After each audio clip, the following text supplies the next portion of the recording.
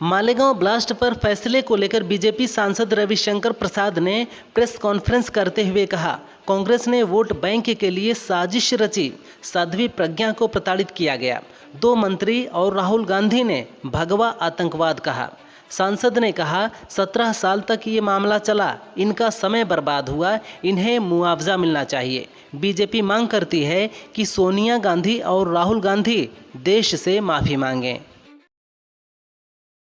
UP में primary स्कूलों के मर्जर पर योगी सरकार ने बड़ा फैसला लिया है। बेसिक शिक्षा मंत्री संदीप सिंह ने कहा, 1 किलोमीटर से अधिक दूरी वाले किसी भी स्कूल को मर्ज नहीं किया जाएगा। इतना ही नहीं, 50 से अधिक संख्या वाले स्कूलों को भी मर्ज नहीं किया जाएगा। जहां मर्जर हो गया है उन्हें अनपेयर किया जाएगा। इसके अलावा शिक्षकों का पद समाप्त नहीं किया जाएगा। बता दें कि अब तक 10,827 स्कूलों का मर्जर हो चुका है। सपा प्रमुख अखिलेश यादव ने डोनाल्ड ट्रंप के भारत पर 25% टैरिफ लगाने की घोषणा पर कहा कि 11 सालों से क्या स्टडी चल रही थी। पिछले 11 वर्षों से ये सरकार लगातार दोस्ती के बाद दोस्ती करती रही और आज हमें ये दिन देखने पड़ रहे हैं। ये बुरे दिनों की शुरुआत है। देश के नौजवानों को नौकरी चाहिए, अर्थव्यवस्था बेहतर होगी तो रोजगार मिलेगा। अगर इस तरह की रुकावट होगी तो हमारे देश की अर्थव्यवस्था का क्या होगा।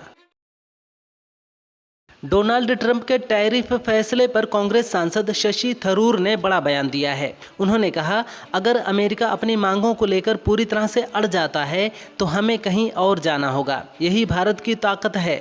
हम चीन की तरह पूरी तरह से एक्सपोर्ट पर निर्भर अर्थव्यवस्था नहीं है। हमारे पास एक अच्छा और मजबूत घरेलू बाजार है।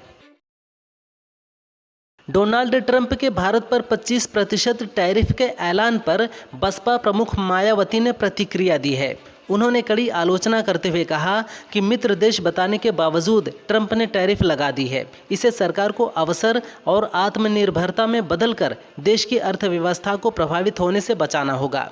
किसान, छोटे व मंझोले उद्योग और राष्ट्रहित से सरकार कोई समझौता नहीं करेगी। देश को आशा है कि सरकार इस पर खरी उतरेगी।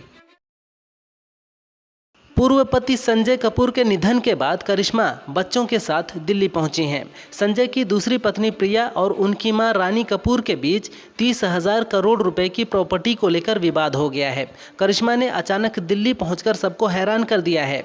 कयास लगाए जा रहे हैं कि करिश्मा प्रॉपर्टी के लिए आई हैं। संजय की प्रॉपर्टी में करिश्मा का कोई हिस्सा नहीं है, हालांकि उनके बच्चों कियान और समायरा का अधिकार है। भारत पर अमेरिकी टैरिफ के मामले पर उद्योगपति हर्ष गोयंका ने कहा, इस फैसले से भारत के लिए संभावनाओं के नए द्वार खुल सकते हैं। भारत को अब यूरोप और आसियान देशों के साथ व्यापार को बढ़ाना चाहिए। टैरिफ वार के बाद भी भारत के फार्मा, स्टील और IT सेक्टर सेफ हैं। सर्विसेज पर भी टैरिफ नहीं है।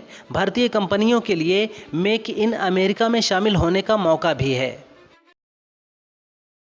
US ने भारत पर 25% टैरिफ लगा दिया है। इस पर खालिस्तानी आतंकी गुरपतवंत सिंह पन्नू ने कहा, भारत पर 500% टैरिफ लगाया जाना चाहिए ताकि उसे पुतिन के हथियार व तेल लेने, अमेरिकी धरती पर सिखों की हत्या की साजिश रचने और अमेरिकी बाजारों को हिंदुत्व आतंकवाद के मंच में बदलने की कीमत चुकानी पड़े। भारत अमेरिकी बाजार में सस्ते प्रोडक्ट्स भर रहा है, जिससे अमेरिकी नौकरियां खत्म हो रही हैं। धर्मांतरण से पीड़ित 6 राज्यों के लोग विश्व हिंदू रक्षा परिषद के राष्ट्रीय अध्यक्ष गोपाल राय से मिलने लखनऊ पहुंचे। इस दौरान पीड़ितों ने अपनी आपबीती बताई। गोंडा के पीड़ित अनिल सोनी ने कहा, महाकुंभ से गायब हुई उनकी बहन शहाबुद्दीन नाम के व्यक्ति के साथ जाती दिखी। शहाबुद्दीन छांगुर बाबा का गुर्गा है। अब मेरी बहन मुसलमान हो चुकी होगी। वहीं मुंबई की बालाजी ने कहा, छांगुर के गुर्गे वहाँ भी सक्रिय हैं।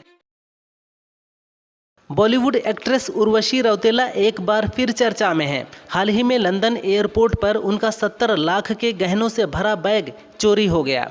उन्होंने इंस्टाग्राम पर एक पोस्ट शेयर करके इसकी जानकारी दी है। उन्होंने बैगेज टैग, प्लेन टिकट और बैग की एक तस्वीर भी पोस्ट की है। साथ ही उन्होंने यात्रियों की सुरक्षा पर सवाल भी उठाए हैं।